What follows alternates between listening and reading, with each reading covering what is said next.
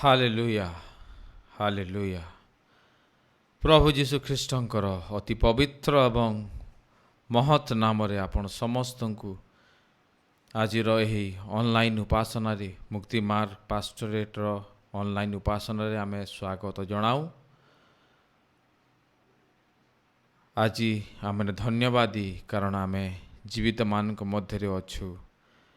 केवल सही ईश्वरंकर उत्तमता अनुग्रह एवं दया सकाशु आसंतु आम मैंने ये समय से अति उत्तम सदाप्रभु परमेश्वरंकर गौरव महिमा करी गोटे गीत ये समय शुणुवा गाऊा जो जानी आम सहित गाई पारे।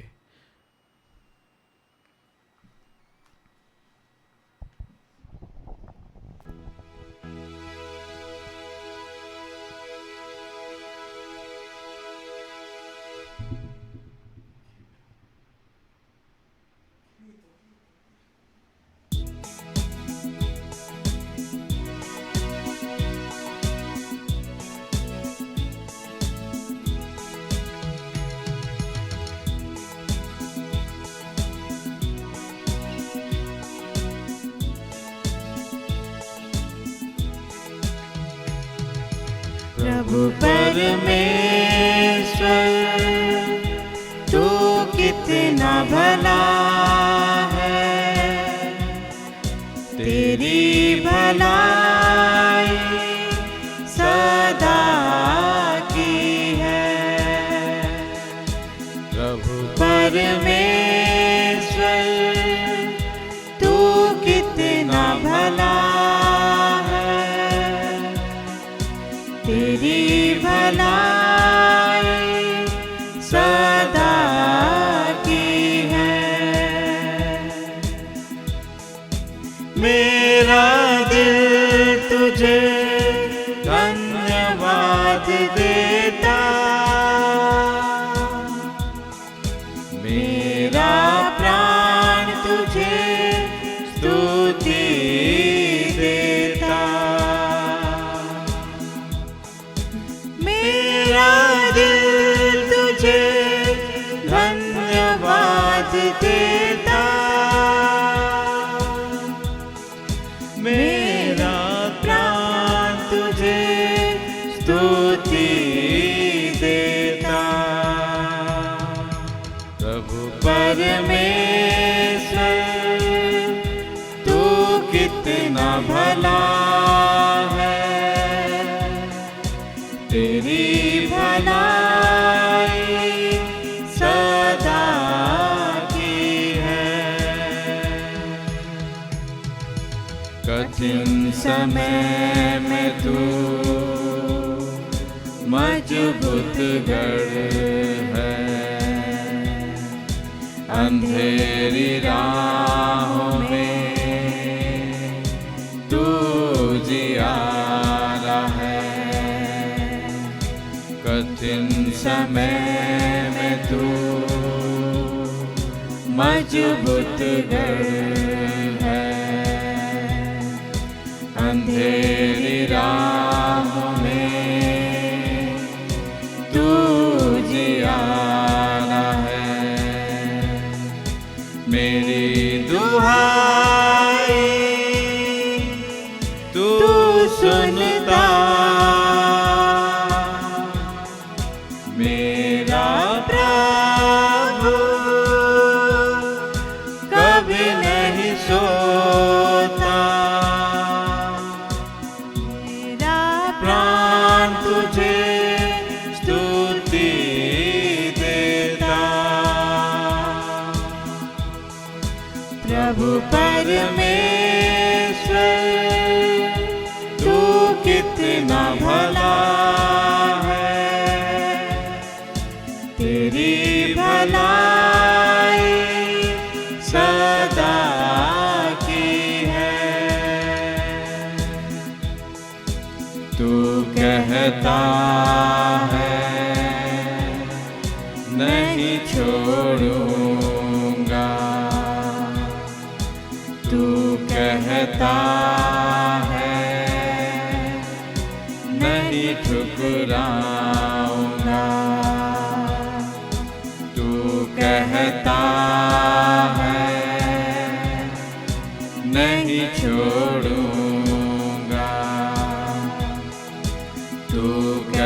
कहता है,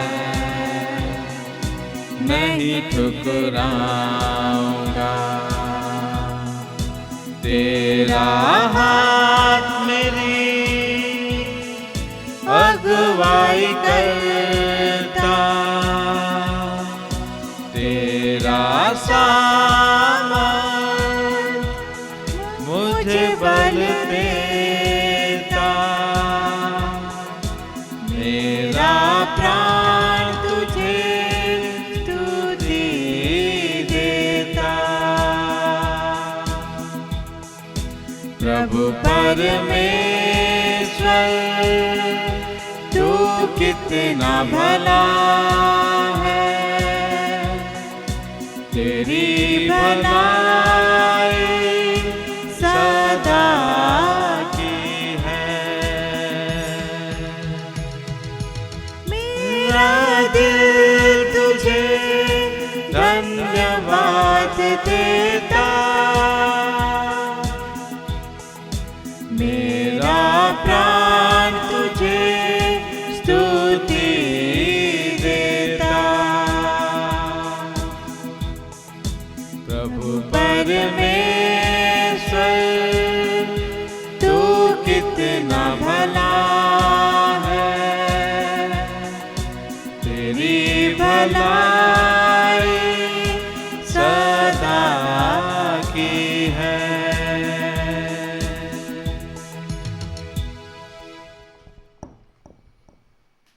धन्यवाद।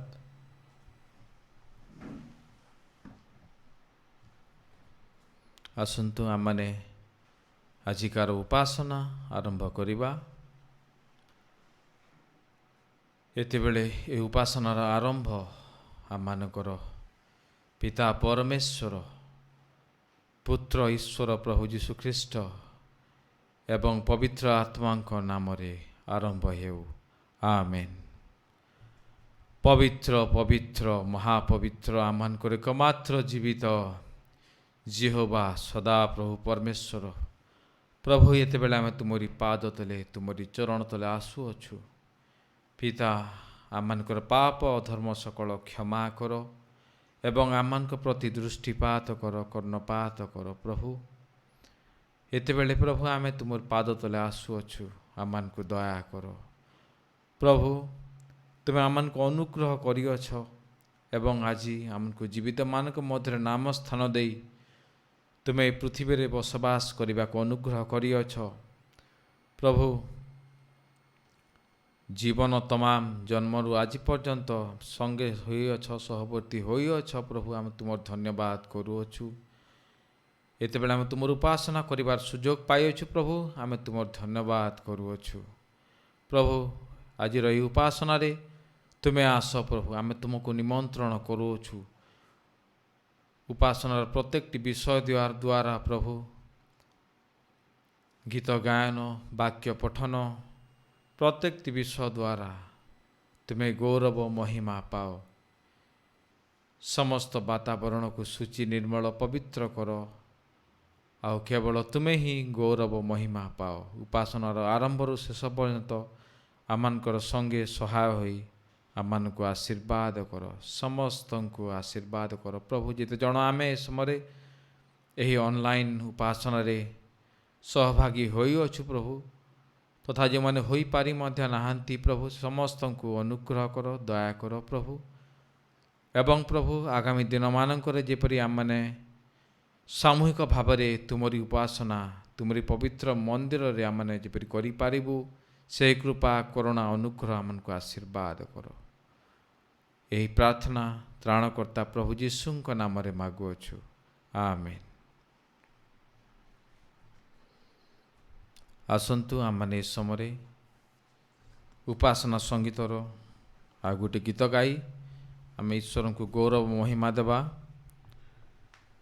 पुराना गीत बही 288 पृष्ठार गीत, नूतन गीत बही 217 पृष्ठार गीत। दयालु प्रभु को प्रशंसा धन्यवाद। यही गीतटा आम गाई ईश्वर को गौरव महिमा देवा। समस्ते सामूहिक भाव में गीतटी गाउथिबा।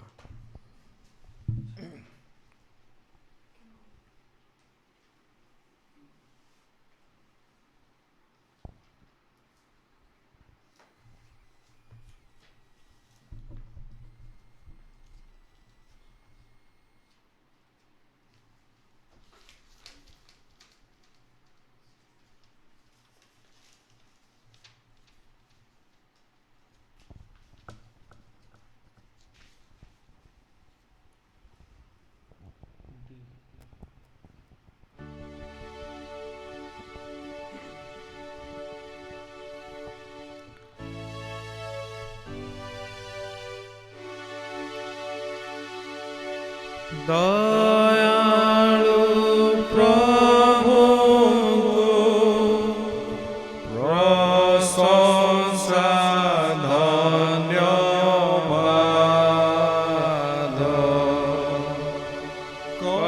କରନ୍ତୁ ସର୍ବଦା ତୁମର ତୁଣ୍ଡ ହାତ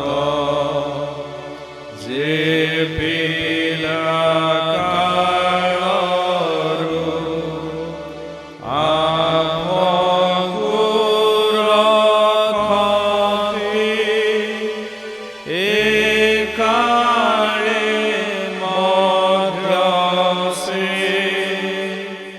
ଆନନ୍ଦ ଦିଅନ୍ତି। ହେ ଧନୀ ଈଶ୍ୱର, ଅନେକ ତୁମର ଆନନ୍ଦ ହୃଦୟ ଓ ଶାନ୍ତି ଦାନ କର। ତୁମ କୃପାରେ ଆମକୁ ରଖନ୍ତୁ ସମସ୍ତ କ୍ଲେଶରୁ ଆମକୁ ନେଅନ୍ତୁ। ପ୍ରଶଂସା ଗାଇବା ତ୍ରିଏକ ଈଶ୍ୱରଙ୍କୁ, ଯେ ପିତା ପୁତ୍ର ଶ୍ରୀ ପବିତ୍ର ଆତ୍ମାଙ୍କୁ ସେ ପ୍ରଭୁ ଆଦ୍ୟରେ ଏକାଳେ ସର୍ବଦା ଅଶେଷେ ରହିବ ତାଙ୍କ ମହିମା।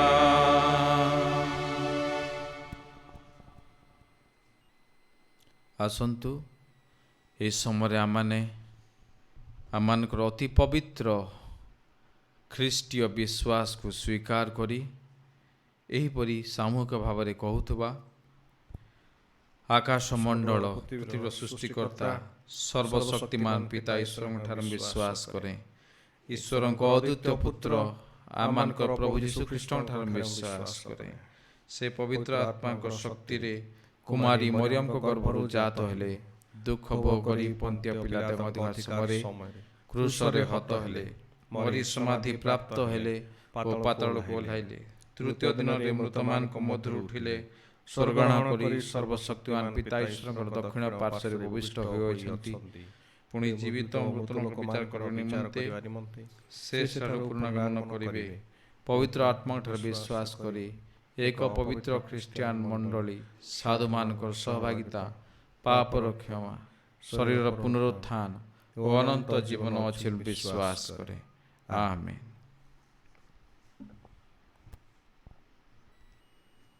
ନିଶ୍ଚୟ ଆମମାନେ ବିଗତ ଦିନ ସମୂହରେ କାୟ ମନ ବାକ୍ୟରେ ନିଜ ବିରୁଦ୍ଧରେ, ପ୍ରତିବାସୀ ବିରୁଦ୍ଧରେ ଏବଂ ସର୍ବୋପରି ଈଶ୍ୱରଙ୍କ ବିରୁଦ୍ଧରେ ପାପ କରିଅଛୁ। ଆଉ ବାକ୍ୟରେ ଲେଖାଯାଏ ଯେ ଆପଣା ଅଧର୍ମ ଆଚ୍ଛାଦନ କରେ ସେ ମଙ୍ଗଳ ପାଏ ନାହିଁ, ମାତ୍ର ଯେଉଁ ଲୋକ ତାହା ସ୍ୱୀକାର କରି ଛାଡ଼ଇ ସେ ଦୟା ପାଇବ। ଏଣୁ ଆସୁ ଆମେ ଏ ସମୟରେ ଅତି ନମ୍ରତାର ସହିତ ଦିନହୀନ ଭାବରେ ଆପଣାର ସ୍କୃତ ସମସ୍ତ ପାପ ସକାଶୁ ଦୁଃଖିତ ହୋଇ ସେହି ଈଶ୍ୱରଙ୍କ ସମ୍ମୁଖରେ ସାମୂହିକ ଭାବରେ ପାପ ସ୍ୱୀକାର କରି ଏହିପରି କହୁଥିବା, ହେ ସର୍ବଶକ୍ତିମାନ ପ୍ରଭୁ ଈଶ୍ୱର ଦୟାଳୁ ପିତା, ମୁଁ ଦୁର୍ଭାଗ୍ୟ ପାପୀ ମନୁଷ୍ୟ, ତୁମ୍ଭ ଆଗରେ ଆପଣ ସବୁ ପାପ ଅପରାଧ ସ୍ୱୀକାର କରୁଅଛି। ମୋ ମନ ବଚନ କର୍ମରେ ଯାହା ଯାହା କରି ବାରମ୍ବାର ତୁମକୁ କ୍ରୋଧ କରିଅଛି, ଆଉ ଯଦ୍ୱାରା ମୁଁ ସବୁଦିନ ନିମନ୍ତେ ତୁମର ଦଣ୍ଡର ଯୋଗ୍ୟ ହୋଇଅଛି। ଏସବୁ ନିମନ୍ତେ ମୁଁ ଦୁଃଖିତ ହୋଇ ଅତ୍ୟନ୍ତ ଖେଦ କରୁଅଛି। ମୁଁ ତୁମକୁ ବିନତି କରୁଅଛି, ଆପଣର ଅକଥିନ ଦୟା ହେତୁ ପୁଣି ଆପଣ ପ୍ରିୟ ପୁତ୍ର ଯୀଶୁଖ୍ରୀଷ୍ଟଙ୍କର ନିର୍ଦ୍ଦୋଷ କଠିନ ଦୁଃଖ ମରଣ କାରଣରୁ ଏହି ଦିନହୀନ ପାପୀ ପ୍ରତି ଦୟାବନ୍ତ କୃପାବନ୍ତ ହୁଅ। ମୋର ସବୁ ପାପ କ୍ଷମା କର ଏବଂ ଆପଣ ପବିତ୍ର ଆତ୍ମାଙ୍କ ଦ୍ୱାରା ମୋର ସାହାଯ୍ୟ କର, ଯେପରି ମୁଁ ଭବିଷ୍ୟତରେ ପବିତ୍ର ଆଚରଣ କରିବି। ଆମେନ୍। ଯୀଶୁ ଶରଣ ମୁଁ ନେଲି, ଯୀଶୁ ଶରଣ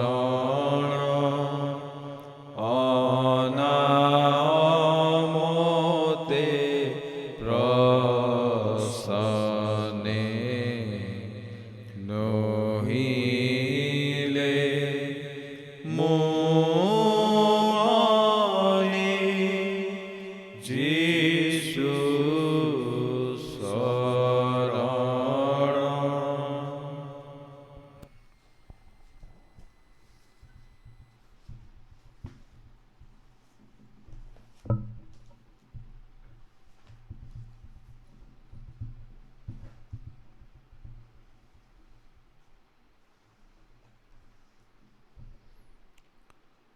ପ୍ରାର୍ଥନାର ସମୟ।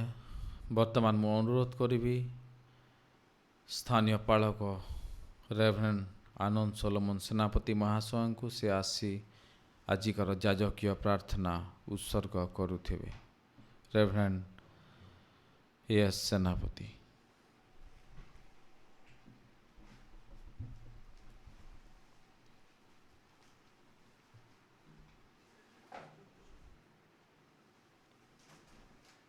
ଆସନ୍ତୁ ଆମେ ପ୍ରାର୍ଥନା କରିବା। ପ୍ରେମିକ ଈଶ୍ୱର ଦୟାଳୁ ପିତା ସ୍ୱର୍ଗସ୍ଥ ପ୍ରଭୁ ତ୍ରିଏକ ପରମେଶ୍ୱର, ଅନୁଗ୍ରହ ଆଶୀର୍ବାଦ ଆକର ଆମମାନଙ୍କ ସତ୍ୟ ଜୀବିତ ଅନାଦି ଅନନ୍ତ ପରମେଶ୍ୱର, ଆମେ ତୁମକୁ ଧନ୍ୟବାଦ ଦେଉଅଛୁ, ତୁମରି ପ୍ରଶଂସା କରୁଅଛୁ, ତୁମରି ମହତ୍ ନାମର ଧନ୍ୟବାଦ ଗୁଣନବାଦ କରୁଅଛୁ। କାରଣ ପ୍ରଭୁ ତୁମେ ସଦା ଆମମାନଙ୍କ ରକ୍ଷାକର୍ତ୍ତା, ଆମମାନଙ୍କର ପାଳନକର୍ତ୍ତା, ଆମମାନଙ୍କ ସତ୍ୟ ଜୀବିତ ଅନାଦି ଅନନ୍ତ ପରମେଶ୍ୱର, ଆମମାନଙ୍କର ସଦାପ୍ରଭୁ ପ୍ରତିପାଳକ। ପ୍ରଭୁ ତୁମକୁ ଧନ୍ୟବାଦ ଦେଉଅଛୁ। ଆଜି ଜୀବିତମାନଙ୍କ ମଧ୍ୟରେ ଆମମାନଙ୍କୁ ନାମସ୍ଥାନ ଦେଇଅଛ। ସର୍ବୋପରି ପ୍ରଭୁ ତୁମେ ଆତ୍ମିକ ଭାବରେ ପ୍ରଭୁ ତୁମେ ଆମମାନଙ୍କୁ ସଜାଗ କରୁଅଛ, ଜାଗ୍ରତ କରୁଅଛ, କ୍ଷମା ଦେଇଅଛ, ଅନନ୍ତ ଜୀବନର ସହଭାଗୀ କରାଇଅଛ। ସେଥିପାଇଁ ତୁମକୁ ଧନ୍ୟବାଦ ଦେଉଅଛୁ। ଆଜି ପ୍ରଭୁ ଆମେ ଯଦ୍ୟପି ପ୍ରତ୍ୟକ୍ଷ ଭାବରେ ସମବେତ ହୋଇ ନପାରିଲେ ମଧ୍ୟ ଆଜି ଆମେ ଦୂର ଦୂରାନ୍ତରରେ ହୁଏତ ଅଛୁ, ହୁଏତ ଏକତ୍ରିତ ହୋଇଅଛୁ, ହୁଏତ ଏକୁଟିଆ ଅଛୁ, କିନ୍ତୁ ପ୍ରଭୁ ଆଜି ଆମେ ପ୍ରଭୁ ଏହି ପ୍ରସାରଣ ମାଧ୍ୟମରେ ଯେତେବେଳେ ଆମେ ଏକ ଆରୋଗ୍ୟ ସହିତ ପ୍ରଭୁ ଆତ୍ମାରେ ସତ୍ୟତାରେ ଏହି ଉପାସନା ମାଧ୍ୟମରେ ଆମେ ସଂଯୁକ୍ତ ହେଲୁ। ପ୍ରଭୁ ତୁମର ଦୟା ହେତୁରୁ ପ୍ରଭୁ ଆମର ଆଜିକାର ଏହି ଉପାସନା ତୁମ ନିକଟରେ ଗ୍ରହଣ ଯୋଗ୍ୟ ହେଉ। ଆମମାନଙ୍କର ଏହି ସମ୍ମିଳନ ପ୍ରଭୁ ତୁମ ନିକଟରେ ପ୍ରଭୁ ଗ୍ରହଣ ଯୋଗ୍ୟ ହେଉ। ଏ ପ୍ରଭୁ ଆଜି ଯେଉଁମାନେ ପ୍ରସାରଣରେ ଅଛନ୍ତି ସମସ୍ତଙ୍କୁ ପ୍ରଭୁ ତୁମେ ଆଶୀର୍ବାଦ କର। ହେ ପ୍ରଭୁ ଦିନେ ଏଭଳି ହେବ ଯେମାନେ ପ୍ରଭୁ ଏହି ସ୍ଥାନରେ ଆଉ ସେ ସ୍ଥାନରେ ଯେ ଉପାସନା କରିବେ, ଆଉ ଏହି ପ୍ରକାର ଭାବରେ ଆଉ ହୁଏତ ସମୟ ଆସି ନପାରେ, ସୁଯୋଗ ହୁଏତ ଆମେ ପାଇ ନପାରୁ, କିନ୍ତୁ ପ୍ରଭୁ ତୁମେ କହିଅଛ ତୁମର ବାକ୍ୟ ପ୍ରମାଣରେ ଯେ ଏଭଳି ସମୟ ଆସୁଅଛି ସତ୍ୟ ଉପାସକମାନେ ସେମାନେ ସତ୍ୟ ଓ ଆତ୍ମାରେ ତୁମର ଉପାସନା କରିବେ। ପ୍ରଭୁ ଆମମାନଙ୍କୁ ତୁମର ସତ୍ୟତାର ସହିତ ପ୍ରଭୁ ପବିତ୍ରତାର ସହିତ ପ୍ରଭୁ ତୁମର ଉପାସନା କରିବା ନିମନ୍ତେ ଆମମାନଙ୍କୁ ତୁମେ ସାହାଯ୍ୟ କର। हे प्रभु आम समस्त अयोग्यता दोष दुर्बलता प्रभु तुम मार्जना कर। हे प्रभु विगत दिन मान कोरोना महामारी प्रथम द्वितीय तृतीय लहर मध्य दे आम प्रभु तुम्हें अग्रसर होगा निमंते साहाय्य करियछ। अनेक हुए तो आज आम मध्य नहांती प्रभु से जीवन निमंते आम तुमको धन्यवाद दूचु। पिता से शोकित परिवार मानक आम तुमको समर्पण करुचु। प्रभु तुम्हें आशीर्वाद कर।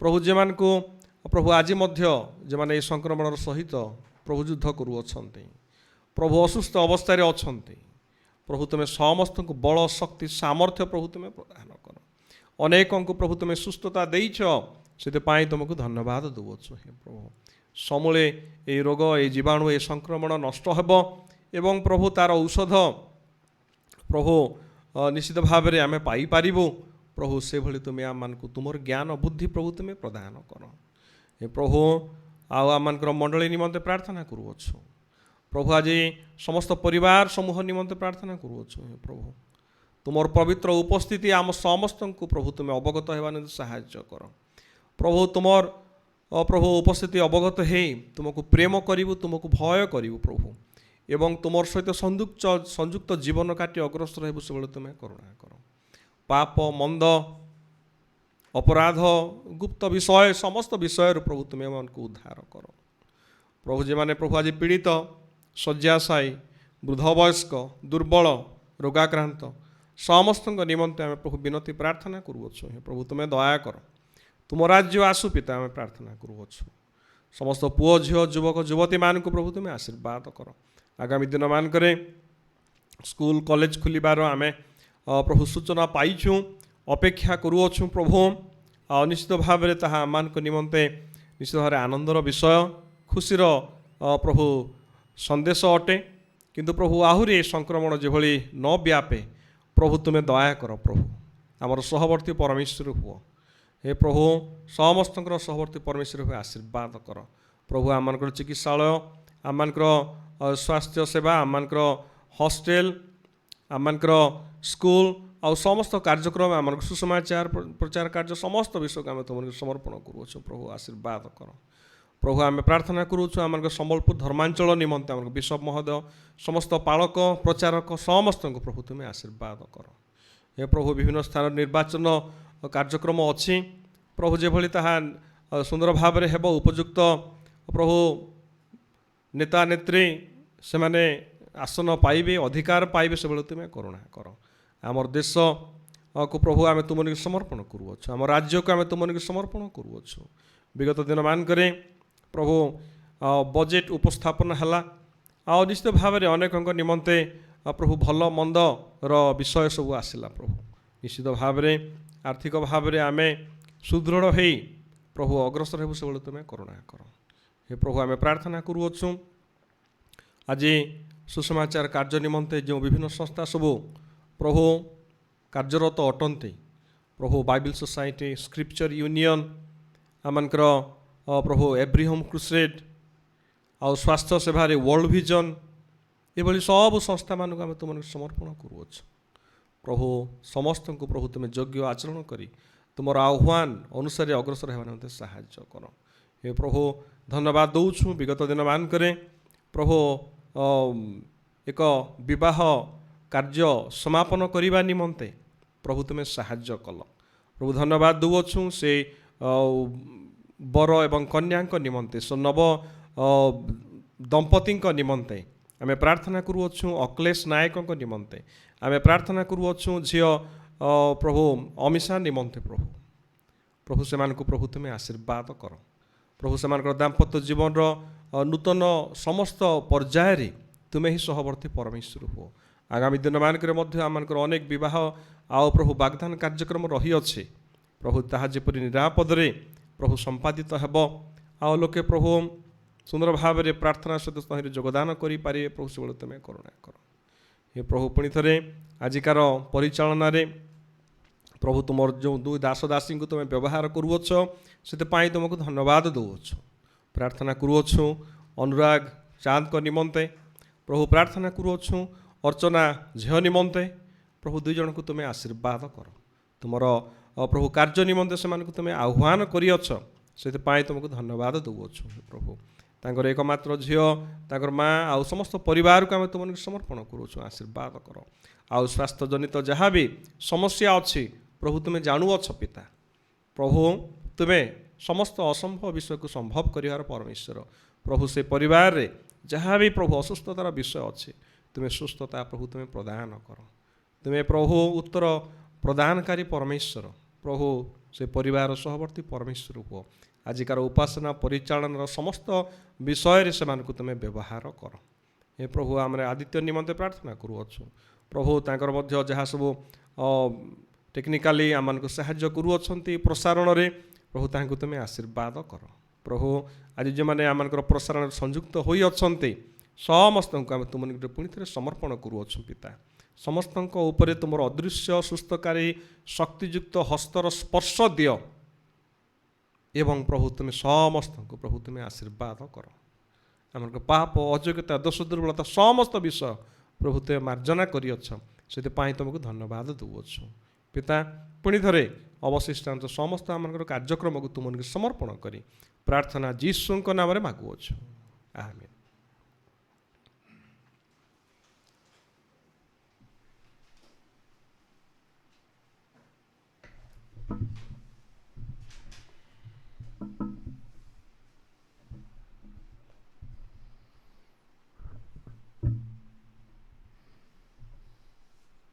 धन्यवाद। वाक्य अध्ययन समय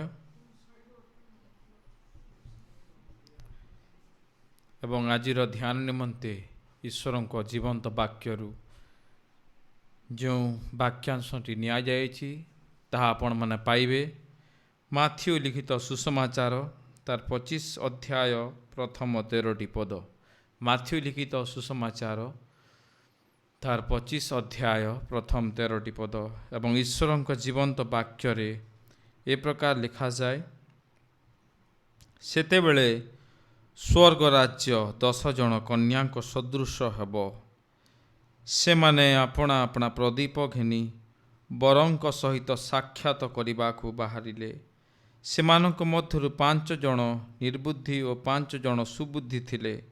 निर्बुद्धि माने प्रदीप नेबा समय निज निज सहित तैल नेले नाही मात्र सुबुद्धि माने अपना अपना प्रदीप सहित पात्र रे तैल नेले। बरंक आसीबार विलंब हुअन्ते समस्ते ढोलाऊ ढोलाऊ सोई पड़िले किंतु अर्धरात्र रे एई देख बर तांको सांगरे साक्षात करने को बाहर एपरी कोलाहल हैला। सेतेबेले सही कन्या समस्ते उठी आपना अपना प्रदीप सजाड़िले किंतु निर्बुद्धि माने सुबुद्धि मानकु कहिले तुम्भ तैलरू आमको टिके दियो कारण आम प्रदीप सबू लिभि जाउअछि। मात्र सुबुद्धि मान उत्तर देले नाही नाही तुम आम पाई तो अंटिब नाही बरं दोकानी मानक पाखकु जाई आपना अपना निमंते किणी आण। किंतु सेमाने किणिबाकु जाउथबा समय रे बर आसिले पुणी जो माने प्रस्तुत थिले सेमाने तांको सहित विवाह उत्सव योगदान करने निमंते गृह रे प्रवेश कले आ द्वार बंद करागला। एथि उत्तारे अन्य कन्या माने मध्य आसी कहिले हे प्रभु आम पाई द्वार फिटाई देउंतु। किंतु से उत्तर देले मु तुम्भमानंकु सत्य कहुअछि मु तुम्भमानंकु जाने नाही मु तुम्भमानंकु सत्य कहुअछि मु तुम्भमानंकु जाने नाही। अतएव जाग्रत थाओ कारण तुम्हे माने सही दिन कि सही दंड जान नाही। अतएव जाग्रत थाओ कारण तुम्हे माने सही दिन कि सही दंड जान नाही। ए जाए ईश्वरंकर वाक्य जो माने ताहा शुणी विश्वास करती एवं पालन करती से माने धन्य। Hallelujah hallelujah hallelujah.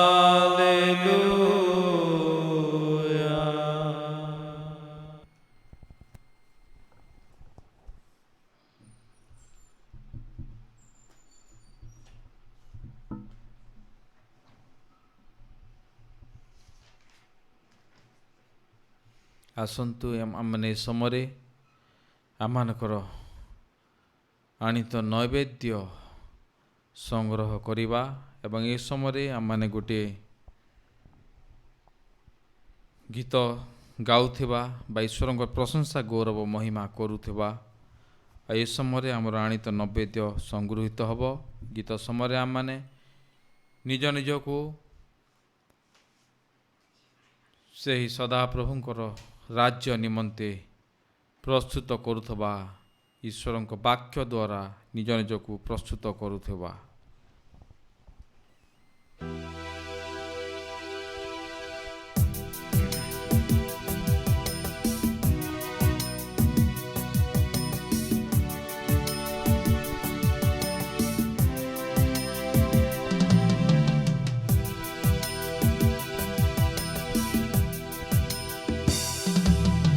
पवित्र अति पवित्र स्थान में ले चल प्रभु, मुझको तो अपने लहू से धो दे मेरे प्रभु। पवित्र अति पवित्र स्थान में ले चल प्रभु, मुझको तो अपने लहू से धो दे मेरे प्रभु। तेरे सामने झुकते हैं सजदा करते हैं, तेरे सामने झुकते हैं सजदा हम करते हैं। आत्मा सच्चाई से आराधना करते हैं, आत्मा सच्चाई से आराधना करते हैं। पवित्र अति पवित्र स्थान में ले चल प्रभु, मुझको तो अपने लहू से धो दे मेरे प्रभु। सूत जल तो छिड़क दे मन को मेरे बदल दे। प्रार्थना है हमारी आत्मा से तू भर दे। सूत जल तू छिड़क दे मन को मेरे बदल दे। प्रार्थना है हमारी आत्मा से तू भर दे। पवित्र अति पवित्र स्थान में ले चल प्रभु, मुझको तो अपने लहू से धो दे मेरे प्रभु। जितना मैं तुझको जानूं उतना करीब पाऊं। जितना मैं तुझको चाहूं उतना ही आशीष पाऊं। जितना मैं तुझको जानूं उतना करीब पाऊं। जितना मैं तुझको चाहूं उतना ही आशीष पाऊं। पवित्र अति पवित्र स्थान में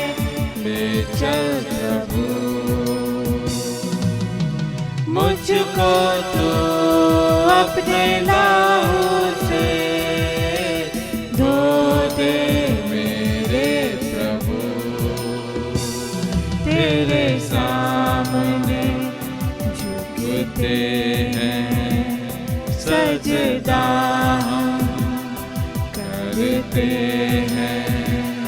तेरे सामने झुकते हैं सजदा हम करते हैं। आत्मा सच्चाई से आराधना करते हैं। आत्मा सच्चाई से आराधना करते हैं। पवित्र अति पवित्र स्थान में ले चल प्रभु। मुझको तू अपने लहू से धो दे मेरे प्रभु। धन्यवाद। এই সময়ে ମୁଁ ଆହ୍ୱାନ କରିବି ରେଭରେଣ୍ଡ ଆନନ୍ଦ ସୋଲୋମନ ସେନାପତି ମହାଶୟକୁ। ସେ ଆସି ଆଜିକାର ସଂଗୃହୀତ ନୈବେଦ୍ୟକୁ ତଥା ଆମ ସମସ୍ତଙ୍କୁ ସେହି ଈଶ୍ୱରଙ୍କ ନିକଟରେ ଉତ୍ସର୍ଗ କରି ପ୍ରାର୍ଥନା କରୁଥିବେ ଏବଂ ଆଜିକାର ବାକ୍ୟ ରୂପୀ ମାନ୍ନା ଆମ ସମସ୍ତଙ୍କୁ ପ୍ରଦାନ କରୁଥିବେ। ରେଭରେଣ୍ଡ ଏସ୍ ସେନାପତି।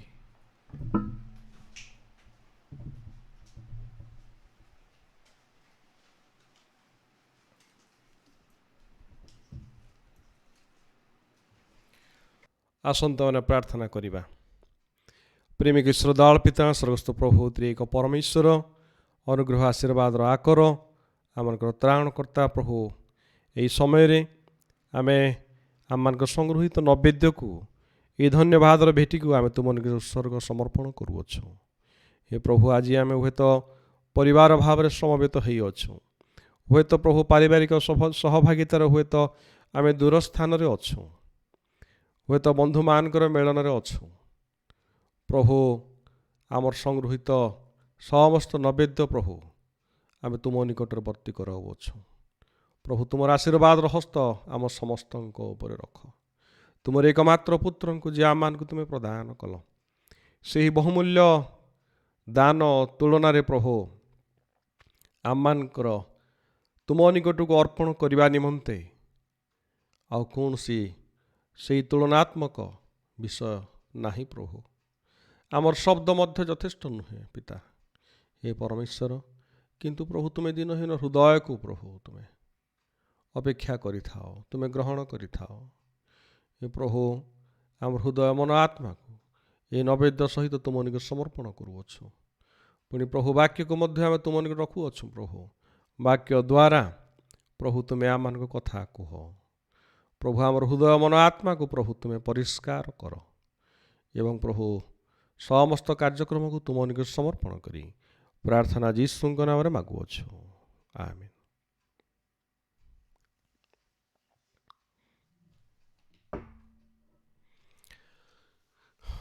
ପ୍ରଭୁ ଯୀଶୁଖ୍ରୀଷ୍ଟଙ୍କର ପବିତ୍ର ଏବଂ ବହୁମୂଲ୍ୟ ନାମରେ ପୁଣି ଥରେ ସମସ୍ତଙ୍କୁ ନମସ୍କାର। ପ୍ରିୟମାନେ, ଆମମାନେ ପୁଣି ଥରେ ଯେତେବେଳେ ବାକ୍ୟ ମଧ୍ୟକୁ ଆସିଅଛୁ, ଆଜି ଆମେ ସେହି ସଂସର୍ଗରେ ବାକ୍ୟକୁ ଆମେ ଶୁଣିବା।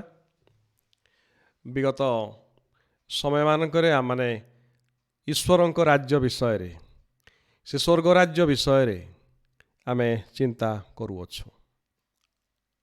ନିଶ୍ଚିତ ଭାବରେ ବିଶେଷ କରି ନୂତନ ନିୟମରେ ଈଶ୍ୱରଙ୍କ ରାଜ୍ୟ ଏବଂ ସ୍ୱର୍ଗ ରାଜ୍ୟ, ଏହି ଦୁଇଟା ଶବ୍ଦ ଅନେକ ଥର ପ୍ରଭୁ ଯୀଶୁଖ୍ରୀଷ୍ଟ ତାଙ୍କରି ଶିକ୍ଷା ମାଧ୍ୟମରେ ସେ ଉପସ୍ଥାପନ କରନ୍ତି।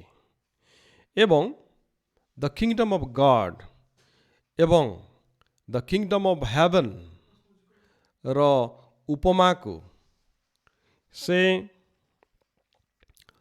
ଅନେକ ଥର ବିଭିନ୍ନ କାହାଣୀ ମାଧ୍ୟମରେ ସେ ସାଧାରଣ ଜନତାଙ୍କ ନିକଟରେ ସେ ପ୍ରକାଶ କରନ୍ତି। ସର୍ବୋପରି ଏହି ପ୍ରଭୁ ଯୀଶୁଖ୍ରୀଷ୍ଟଙ୍କର ତାଙ୍କର ଆଗମନର ମୁଖ୍ୟ ଉଦ୍ଦେଶ୍ୟ ପ୍ରିୟମାନେ ଧର୍ମ ପ୍ରଚାର ନୁହେଁ। କାରଣ ପ୍ରଭୁ ଯୀଶୁଖ୍ରୀଷ୍ଟ ଯେତେବେଳେ ଜଗତକୁ ଆସିଲେ ସେହି ସମୟର ସେହି ଧର୍ମାଧ୍ୟକ୍ଷମାନେ, ସେହି ସାଧୁକୀ ଫାରୁସୀ ଶାସ୍ତ୍ରଜ୍ଞମାନେ, ସେହିମାନେ ହିଁ ପ୍ରଭୁ ଯୀଶୁଖ୍ରୀଷ୍ଟଙ୍କର ସେମାନେ ବିରୋଧୀ ହେଲେ। ତେଣୁ ପ୍ରଭୁ ଯୀଶୁଖ୍ରୀଷ୍ଟ ସେ କୌଣସି ପ୍ରକାରେ ଖ୍ରୀଷ୍ଟିଆନ ଧର୍ମର ପ୍ରଚାରକ ଭାବରେ ସେ ଆସିନଥିଲେ, କିନ୍ତୁ ପ୍ରକୃତରେ ସେ ସ୍ୱର୍ଗ ରାଜ୍ୟ ବା ଈଶ୍ୱରଙ୍କ ରାଜ୍ୟ ଯାହାକି ସ୍ୱର୍ଗରେ, ସେହି ରାଜ୍ୟକୁ ଏହି ପୃଥିବୀରେ ଆମମାନଙ୍କର ହୃଦୟ ମନ ମଧ୍ୟରେ ସେ ସ୍ଥାପନ କରିବା ନିମନ୍ତେ ପ୍ରିୟମାନେ ଜଗତକୁ ସେ ଆସିଲେ। ତେବେ ପ୍ରଭୁ ଯୀଶୁଖ୍ରୀଷ୍ଟ କହିଥିବା ଉଦାହରଣ ସମୂହରୁ ପ୍ରାୟ 43 ଗୋଟି ଉଦାହରଣ ସମୂହରୁ 13 ଗୋଟି ଉଦାହରଣ ବା କାହାଣୀ ବା ଉପମା ବା ପ୍ୟାରେବଲ୍ସ ଏହି ସ୍ୱର୍ଗ ରାଜ୍ୟ ବା ଈଶ୍ୱରଙ୍କ ରାଜ୍ୟ ବିଷୟରେ ହିଁ କୁହାଯାଇଅଛି। Out of 43 parables, there are 13 parables. It speaks about the kingdom of God and the kingdom of heaven. ତେବେ ନିଶ୍ଚିତ ଭାବରେ ପ୍ରଭୁ ଯୀଶୁଖ୍ରୀଷ୍ଟଙ୍କର ବାକ୍ୟ ପ୍ରଚାରର ଯେଉଁ ମୂଳ ବିଷୟ ଥିଲା ଯେ ଈଶ୍ୱରଙ୍କ ରାଜ୍ୟକୁ ସ୍ଥାପନ କରିବା ଏବଂ ଈଶ୍ୱରଙ୍କ ରାଜ୍ୟ ଯାହାକି ସେ ନିଜେ ମଧ୍ୟ ସେ କହିଲେ ଯେ ପ୍ରଥମେ ତାହାଙ୍କର ରାଜ୍ୟ ଓ ଧାର୍ମିକତା ଅନ୍ୱେଷଣ କର।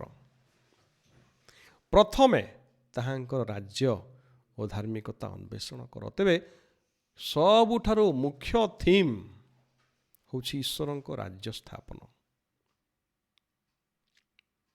ମୁଖ୍ୟ ପ୍ରଚାରର ଅଂଶ ହେଉଛି ଈଶ୍ୱରଙ୍କ ରାଜ୍ୟ ସ୍ଥାପନ। ପ୍ରଭୁ ଯୀଶୁଖ୍ରୀଷ୍ଟଙ୍କର ଆଗମନର ଉଦ୍ଦେଶ୍ୟ ହେଉଛି ଈଶ୍ୱରଙ୍କ ରାଜ୍ୟ ସ୍ଥାପନ। ସେଥି ନିମନ୍ତେ ପ୍ରିୟମାନେ ସେ ଜଗତକୁ ଆସିଲେ। ତେବେ ସର୍ବପ୍ରଥମେ ପ୍ରଭୁ କହିଲେ ଯେ ଈଶ୍ୱରଙ୍କ ରାଜ୍ୟ ଏବଂ ଧାର୍ମିକତା ଅନ୍ୱେଷଣ କର, ତାପରେ ସମସ୍ତ ବିଷୟ ତୁମର ଅନୁଗାମୀ ହେବ। ତେବେ ଏହି ଦିନମାନଙ୍କରେ ଆମେ ନୂତନ ବର୍ଷରୁ ମୁକ୍ତିମାର୍ଗ ମଣ୍ଡଳୀର ସଦସ୍ୟ ଭାବରେ ବା ଅନ୍ୟ ଖ୍ରୀଷ୍ଟୀୟ ଭାଇ ବନ୍ଧୁ ଭଉଣୀ ଭାବରେ ଆମେ ଯେତେବେଳେ ଉପାସନା ମାଧ୍ୟମରେ ବା ପ୍ରସାରଣ ମାଧ୍ୟମରେ ଆମେ ବାକ୍ୟର ନିକଟବର୍ତ୍ତୀ ହେଉଅଛୁ, ଆମମାନେ ଈଶ୍ୱରଙ୍କ ରାଜ୍ୟ, ଈଶ୍ୱରଙ୍କର ସ୍ୱର୍ଗ ରାଜ୍ୟ ବିଷୟରେ ଆମମାନେ ଚିନ୍ତା ଆଲୋଚନା କରୁଅଛୁ। ଆଜି ମଧ୍ୟ ଆମେ ସେହି ସଂସର୍ଗରେ ଆଜିକାର ବାକ୍ୟ ମଧ୍ୟକୁ ଯିବା। ତେବେ ଜଣେ ପ୍ରଭୁଙ୍କର ଜଣେ ବିଶିଷ୍ଟ ଦାସ କହନ୍ତି ଯେ ପିଲାମାନେ ଯେଭଳି ଜିକ୍ସ ପଜଲ ଖେଳନ୍ତି, ଜିକ୍ସ ପଜଲ ଯେତେବେଳେ ସେମାନେ ଖେଳନ୍ତି, ଏଇ ଯେଉଁ ତାର ସେଇ ଚାର୍ଟର ଯେଉଁ ଗୋଟେ ଗୋଟେ ପାର୍ଟ ସବୁ ଅଂଶ ସବୁ ବିଛେଇ ହେଇଥାଏ ଆଉ ଯେ ତାହାକୁ ସଜେଇ ଦିଏ ଆଉ ଏକ ସହିତ ଗୋଟେ ପ୍ରକ୍ରିୟାରେ ଗୋଟେ ନିର୍ଦ୍ଦିଷ୍ଟ ସ୍ଥାନରେ ହିଁ ତାହା ଯୋଡ଼ି ହେଇଯାଏ। ଆଉ ଯେତେବେଳେ ସବୁ ତାର ଅଂଶ ବିଶେଷ ଯୋଡ଼ି ହେଇଯାଏ ଏକା ସହିତ, ତେବେ ସେଠାରୁ ଗୋଟେ ସୁନ୍ଦର ଚିତ୍ର ବା ଗୋଟେ ସୁନ୍ଦର ଦୃଶ୍ୟ ପ୍ରତିପାଦିତ ହୁଏ ବା ପ୍ରକାଶିତ ହୁଏ। ଠିକ୍ ସେହି ପ୍ରକାରେ ଈଶ୍ୱରଙ୍କ ରାଜ୍ୟ ବା ସ୍ୱର୍ଗ ରାଜ୍ୟ ମଧ୍ୟ ଯେଉଁ ଉଦାହରଣ ସମୂହ, ଏଇଟା ଗୋଟେ ଗୋଟେ ସେ ଜିକ୍ସ ପଜଲର ଗୋଟେ ଗୋଟେ ଅଂଶ ବିଶେଷ। ଆଉ ଯେତେବେଳେ ଏଇ ଉଦାହରଣ ସମୂହକୁ ଆମେ ତର୍ଜମା କରୁ, ସମୀକ୍ଷା କରୁ, ବିଚାର କରୁ, ବିମର୍ଶ କରୁ, ଆଉ ତହିଁ ମଧ୍ୟରୁ ଯେତେବେଳେ ସାର ଅଂଶ ସମୂହକୁ ଆମେ ସଜେଇ ଦେଉ, ନିର୍ଦ୍ଦିଷ୍ଟ ତାର ସ୍ଥାନରେ ଆମେ ତାହାକୁ ଖଞ୍ଜି ଦେଉ, ସେହି ସମୟରେ ଈଶ୍ୱରଙ୍କ ରାଜ୍ୟ ବା ସ୍ୱର୍ଗ ରାଜ୍ୟ ବିଷୟରେ ଗୋଟେ ଗୋଟେ ଗୋଟେ ଗୋଟେ ଦୃଢ଼ ଗୋଟେ ସ୍ପଷ୍ଟ ଚିତ୍ର ଆମମାନଙ୍କର ଆଖି ସାମ୍ନାରେ ସ୍ପଷ୍ଟ ହେଇଯାଇଥାଏ। ତେବେ आज आम आउ गोटे से पजलर अंश विशेष को आज आम धरीचु आईटी को आम आज से विषय को से अंश को आज आम से जिक्स पजलर चार्ट्रे सजेबू जद्वारा कि से प्रभु जीशुख्रीष्टर से वाक्य से जो मुख्य theme the kingdom of God रो गोटे सविशेष चित्र आम मानकर आगरे प्रकाशित हेब बा ताहा आम मान बुझिबा निमंते ताहा आम मान निमंते साहाज्यर एक माध्यम हेब। तेबे आमे आज जो पैराबलटा बा जो अंश विशेषटा पढ़ीचु धर्मशास्त्र माथ्यू लिखी सुसमाचार तहिर 25 अध्याय प्रथम पदरु 13 पद जाए आउ तार थीम यही प्रकार the parable of the bridesman the bridesmaids बा सुबुद्धि और निर्बुद्धि 10 कन्या। सुबुद्धि 5 जन एवं निर्बुद्धि 5 जन कन्या विषय एवं किभली भाव में प्रभु यीशु ख्रीष्ट स्वर्गराज्य को इठारे तार स्पष्टीकरण प्रदान करती आमे चिंता करिबा। तेबे आमे देखुअछु जे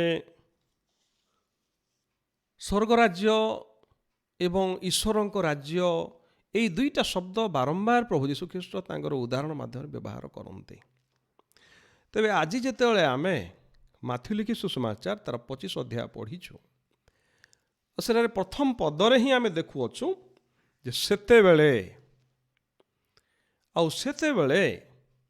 बोलिकरी से अंशटा आरंभ करा जाए सेतेबेले से स्वर्ग राज्य एभली हेब 10 कन्या सदृश्य एभली सेतेबेले हेब ताहा आमनको भविष्यत काल आड़कू आमମାନଙ୍କର दृष्टि आकर्षण करिथाए प्रिय माने अर्थात से निश्चित भाव में आप देखिए स्वर्गराज्यर शब्द से लिखा जाए ईश्वर राज्य बेस लिखा जाए नहीं स्वर्गराज्य और स्वर्गराज्य शब्द आसे निश्चित भाव में से ही प्रभु यीशु ख्रीष्टर से ही प्रकृत तांकर द्वितीय आगमन आउ तांकर सहित प्रत्यक्ष भाव में आमे सम्मुखी हेबा आउ for the period of million years आमे तांकर सहभागिता रहिबा आउ सेईटा को बुझा जाए आउ से शब्द व्यवहार करा जाए ता होची स्वर्ग राज्य।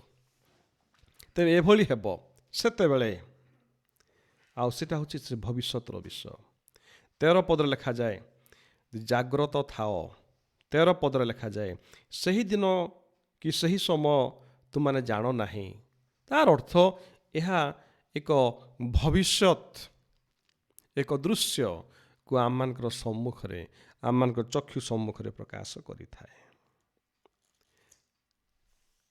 तेबे विगत दिन मानकरे बा विगत रविवार जेतला आम चिंता करूथिलु ता पूर्व रविवार जेतला आम चिंता करूथिलु केतेटा पूर्व चिंतन रु किछिटा अंश आम माने जहाँकि शुणीछु बा कहीछु से विषय आम टिके आलोकपात करिबा। स्वर्गराज्य कौन स्वर्गराज्य जहिरे सदा प्रभु ही सर्वे सर्वा से ही राजा आउ आमे समस्ते तांकर प्रजा से राजा तांकर राजत्व तांकर वाक्य ही व्यवस्था तांकर वाक्य ही अनुग्रह रो नूतन व्यवस्था आउ आम माने सभी तांकर प्रजा से केतेबेले भी से भोजन से गृह को प्रवेश करि पारंती एवं पचारि पारंती बंधु तुमर वस्त्र काहीं बंधु तुमर विवाह वस्त्र काहीं आज न थाए तेबे तहिरु आमान को तड़ा खाई पारू आमे आमान को विताड़ित तो हेबाकू पड़ी पारे हुए तो अनेक समय जो आम तांकर आतिथ्य को उपेक्षा करूँ निश्चित भाव में से दंड दे पारंती से होछंती राजा आउ आमे तांकर शासन रो बशवर्ती हेबा ताहा आमे देखि पारुअछु आउ सेटा होछि ईश्वरंक राज्य मध्य आमे देखुचु जे ଈଶ୍ୱରଙ୍କ ରାଜ୍ୟର ଦୁଇଟି ପର୍ଯ୍ୟାୟ ରହିଅଛି ଏବଂ ଏହି ଦୁଇଟି ପର୍ଯ୍ୟାୟକୁ ଯେଉଁଟାକି ବର୍ତ୍ତମାନ ଏବଂ ଭବିଷ୍ୟତର ପର୍ଯ୍ୟାୟ, ଗୋଟିଏ ପର୍ଯ୍ୟାୟରେ ଆମେ ଦେଖୁଅଛୁ ଯେ ଲେଖାଯାଏ ଯେ ସ୍ୱର୍ଗ ରାଜ୍ୟ ତୁମମାନଙ୍କର ମଧ୍ୟରେ ଉପସ୍ଥିତ, ସେଇଟା ବର୍ତ୍ତମାନର ସ୍ଥିତିକୁ ପ୍ରକାଶ କରାଯାଏ। ଆଉ ସେଠି ଈଶ୍ୱରଙ୍କ ରାଜ୍ୟ ବୋଲିକି ଶବ୍ଦ ବ୍ୟବହାର କରାଯାଏ। ଆଉ ଗୋଟେ ଡାଇମେନସନ୍, ଆଉ ଗୋଟେ ପର୍ଯ୍ୟାୟ ହେଉଛି ଫ୍ୟୁଚର ଟେନ୍ସରେ, ଯେତେବେଳେ ପ୍ରଭୁ ଯୀଶୁଖ୍ରୀଷ୍ଟ ନିଶ୍ଚିତ ଭାବରେ ଦ୍ୱିତୀୟ ଆଗମନ ସେ ଆସିବେ, ଆମେ ତାଙ୍କର ସହିତ ରହିବୁ, ସେ ରାଜା ହେଇକରି ଆସିବେ। ଆଉ ସେଇଠି ଦ କିଙ୍ଗଡମ୍ ଅଫ୍ ହେଭେନ୍ ବୋଲିକରି ଲେଖାଯାଏ। ଆଉ ସେଇଟା ଭବିଷ୍ୟତ ବିଷୟକୁ ଇଙ୍ଗିତ କରି ଲେଖାଯାଏ। ତେବେ এইটা ହେଉଛି କିଙ୍ଗଡମ୍ କନସେପ୍ଟର ବା ଈଶ୍ୱରଙ୍କ ରାଜ୍ୟ ବିଷୟରେ ଦୁଇଟି ତାର ଡାଇମେନସନ୍ ବା ଦୁଇଟି ପର୍ଯ୍ୟାୟ, ଗୋଟେ ବର୍ତ୍ତମାନ, ଗୋଟେ ଭବିଷ୍ୟତ, ଗୋଟେ କିଙ୍ଗଡମ୍ ଅଫ୍ ଗଡ୍ ଆଉ ଗୋଟେ କିଙ୍ଗଡମ୍ ଅଫ୍ ହେଭେନ୍। ଗୋଟେ ଦୃଶ୍ୟମାନ ସେଇ ଈଶ୍ୱରଙ୍କର ଯେଉଁ ଭବିଷ୍ୟତର ସେ ଆଗମନ, ଆଉ ଗୋଟେ ଈଶ୍ୱରଙ୍କର ଉପସ୍ଥିତି ଯେଉଁଟାକି ଅଦୃଶ୍ୟ ଉପସ୍ଥିତି, ଆଉ ଯାହାକି ମଣ୍ଡଳୀରେ, ଯାହାକି ସହଭାଗିତାରେ, ଯାହାକି ପ୍ରାର୍ଥନାର ବୈଠକରେ ଆମେ ଉପଲବ୍ଧି କରିଥାଉ। ଯେତେବେଳେ ଆମେ ତାଙ୍କର ଆଜ୍ଞା ପାଳନ କରୁ, ଯେତେବେଳେ ବାକ୍ୟ ଅଧ୍ୟୟନ କରୁ, ଯେତେବେଳେ ତାଙ୍କର ସଙ୍ଗତିରେ ରହୁ, ଅଦୃଶ୍ୟ ଭାବରେ ସେ ଆମମାନଙ୍କ ସହିତ ଉପସ୍ଥିତ। ଆଉ ସେଇଟା ହେଉଛି ଗୋଟେ ପର୍ଯ୍ୟାୟ। ଆଉ ଗୋଟେ ପର୍ଯ୍ୟାୟ ଯେତେବେଳେ ଆମେ ସମ୍ମୁଖାସମ୍ମୁଖୀ ହେବା ସତ୍ୟରେ, ତେବେ kingdom of God has two dimension. ପ୍ରିୟମାନେ, ମଧ୍ୟ ଆମେ ଦେଖୁଛୁ ଯେ এই ଦୁଇଟି ପର୍ଯ୍ୟାୟ ବା এই ଦୁଇଟି ଯେଉଁ ବିଷୟ ଅଛି, ତାହା ଦିନେ ନା ଦିନେ ସମ୍ମିଳିତ ହେବ, ଏକ ସହିତ ମର୍ଜ ହେବ। Both kingdom will merge. ଆମେ ସେ ପ୍ରଭୁ ଯୀଶୁଖ୍ରୀଷ୍ଟଙ୍କର ସହିତ ସମ୍ମିଳିତ ହେବୁ। ଆମେ କନ୍ୟା ଏବଂ ପ୍ରଭୁ ଯୀଶୁଖ୍ରୀଷ୍ଟ ସେଇ ବର ଯାହାଙ୍କର ସହିତ ଆମମାନଙ୍କର ବାଗଦାନ ହେଇଅଛି, ବଇନା ସ୍ୱରୂପେ ଯେ ସେ ଆମମାନଙ୍କୁ ଆତ୍ମାଙ୍କୁ ପ୍ରଦାନ କରିଅଛନ୍ତି। ପ୍ରିୟମାନେ, ଆଉ ନିଶ୍ଚିତ ଭାବରେ ସେ ତାଙ୍କର ସତୀ କନ୍ୟାକୁ ସେ ଗ୍ରହଣ କରିବେ। ତେବେ এই ଦୁଇଟି ପର୍ଯ୍ୟାୟର ମିଳନ ତାହା ଅବିଳମ୍ବେ ଘଟିବା ନିମନ୍ତେ ଯାଉଅଛି। ତୃତୀୟ ବିଷୟ ଯେ these parables describe the nature and development. ତେବେ ଏଇ ଦୁଇଟି ଡାଇମେନସନ୍କୁ ପ୍ରିୟମାନେ ପ୍ରଭୁ ଯୀଶୁଖ୍ରୀଷ୍ଟ ସେଇ ସ୍ୱର୍ଗ ରାଜ୍ୟର ସେ ନିଗୂଢ଼ ବିଷୟକୁ ଅତି ସରଳ, ଅତି ସହଜ, ଏକ ଦୈନନ୍ଦିନ ଚିରାଚରିତ ଶବ୍ଦ, ଉଦାହରଣ, କାହାଣୀ ମାଧ୍ୟମରେ ଅତି ସରଳ ଭାବରେ ଆମମାନଙ୍କ ନିକଟରେ ପରିପ୍ରକାଶ କରନ୍ତି। ଯେଭଳି ତାହାର କ୍ରମ ବିକାଶ ରହିଅଛି,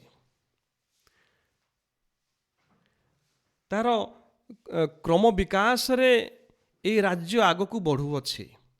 ଯେଭଳିକି ଏକ ସୋରିଷ ବୀଜ ସବୁଠାରୁ ଛୋଟ କ୍ଷୁଦ୍ର ତାର ସ୍ଥିତି, କିନ୍ତୁ ଯେତେବେଳେ ମାଟି ତଳେ ସେ ପୋତା ହୁଏ, ଅନ୍ୟ ଶାକ ବା ଉଦ୍ଭିଦ ସମସ୍ତ ଛୋଟ ଗଛଠାରୁ ତାର ଉଚ୍ଚତା ଅନ୍ୟମାନଙ୍କ ଠାରୁ ବେଶୀ। ତାମାନେ ତାର କ୍ରମ ବିକାଶର ଗୋଟେ ସୂଚନା ପ୍ରିୟମାନେ ପାଇଥାଉ। ଈଶ୍ୱରଙ୍କ ରାଜ୍ୟର ଗୋଟେ କ୍ରମ ବିକାଶ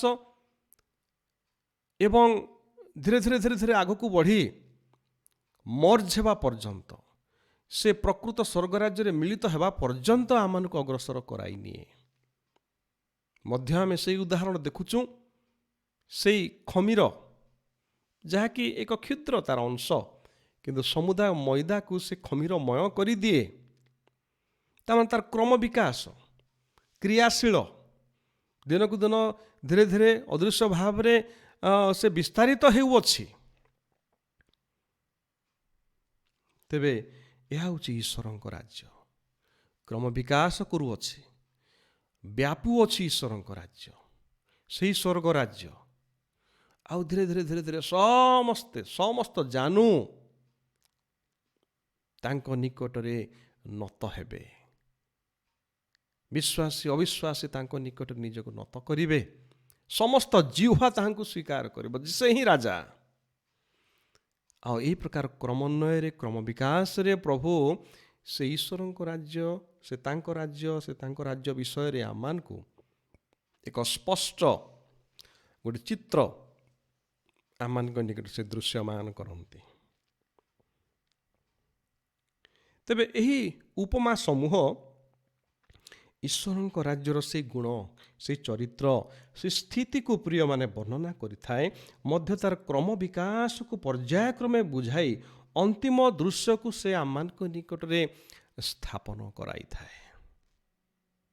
ଏହି ଉପମା ସମୂହ, ସେଥିପାଇଁ ପ୍ରଭୁ ଯୀଶୁଖ୍ରୀଷ୍ଟଙ୍କର ଶିଷ୍ୟମାନେ ଯେତେବେଳେ ପ୍ରଭୁ ଯୀଶୁଖ୍ରୀଷ୍ଟଙ୍କୁ ପଚାରିଲେ, ପ୍ରଭୁ କାହିଁକି ଆପଣ ଅନ୍ୟମାନଙ୍କୁ ସେ ଉପମା ମାଧ୍ୟମରେ, କାହାଣୀ ମାଧ୍ୟମରେ, ଉଦାହରଣ ମାଧ୍ୟମରେ କାହିଁକି ଆପଣ ପ୍ରଚାର କରୁଅଛନ୍ତି? ତେବେ ପ୍ରଭୁ ଯୀଶୁଖ୍ରୀଷ୍ଟ କହିଲେ ଯେ ସେହି ଯିଶା ଭବିଷ୍ୟତ ବକ୍ତାଙ୍କର ବାକ୍ୟ ସଫଳ ହେବା ପାଇଁ ଯାଉଅଛି। ସେମାନେ ଦେଖୁ ଦେଖୁ ଦେଖିବେ ନାହିଁ, ସେମାନେ ବୁଝୁ ବୁଝୁ ବୁଝିବେ ନାହିଁ, ଏଭଳି ସମୟ ଆସୁଅଛି। ଆଉ ସେଥିପାଇଁ ସେମାନଙ୍କ ନିମନ୍ତେ, ସେମାନଙ୍କ ନିକଟରେ ମୁଁ ଏହି ପ୍ରକାର ଉଦାହରଣ ମାଧ୍ୟମରେ ବାକ୍ୟ ପ୍ରଚାର କରୁଅଛି। କିନ୍ତୁ ତୁମକୁ ସେ ତାହା ବୁଝିବା ନିମନ୍ତେ ମୁଁ ଶକ୍ତି ଦେଇଅଛି, ତୁମେ ଶକ୍ତି ପ୍ରାପ୍ତ ହୋଇଅଛ।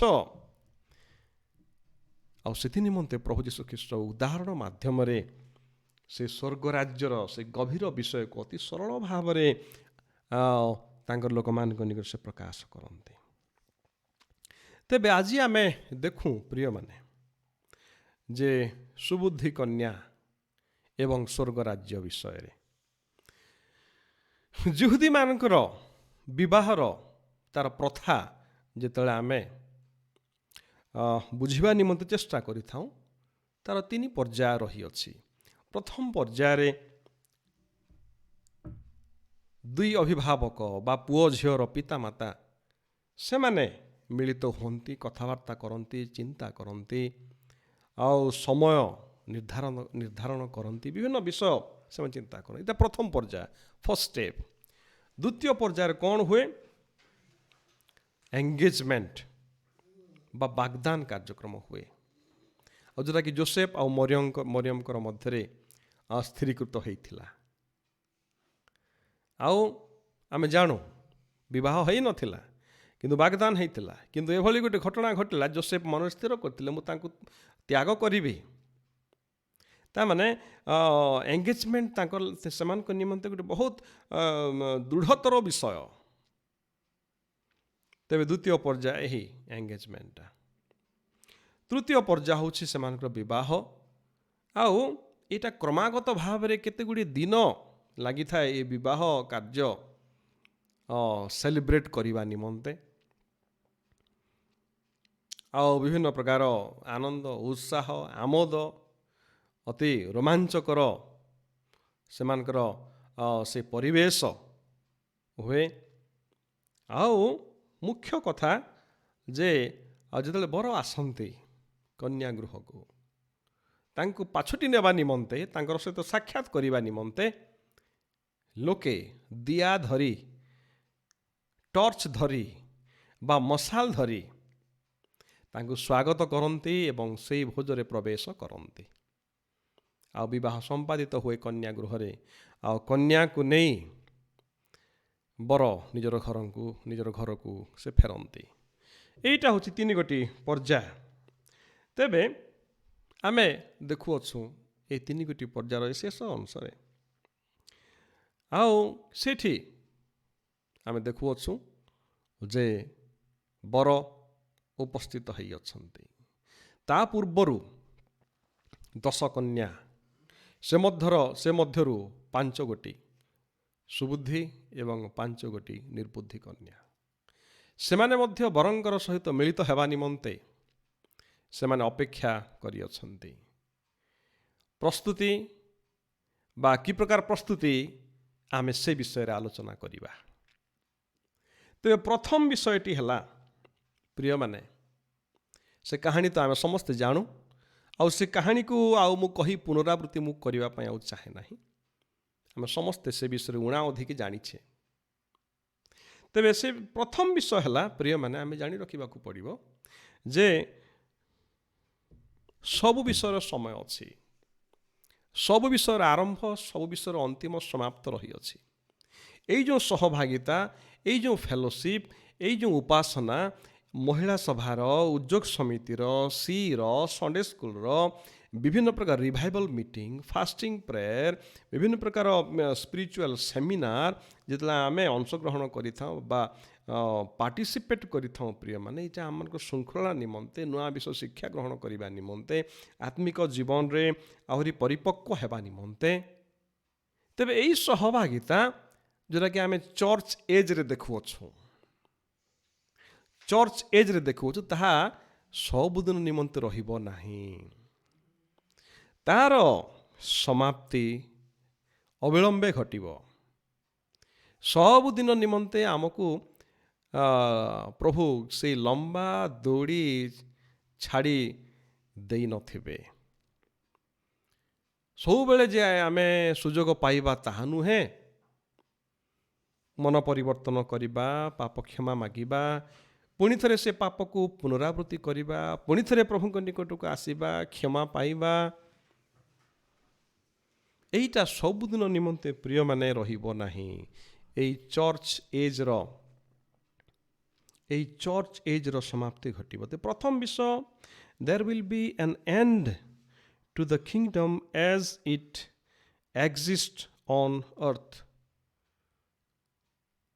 ଏଇ ପୃଥିବୀରେ ବା ଏଇ ଧରାଧାମରେ ଏଇ ଈଶ୍ୱରଙ୍କ ରାଜ୍ୟ ଯେଉଁଟାକି ଅଦୃଶ୍ୟ ଭାବରେ ଆମେ ସେ ଛାୟାରେ, ସେ ଅଦୃଶ୍ୟ ଭାବରେ ଆମେ ସେ ସହଭାଗିତା ଲାଭ କରୁଅଛୁ।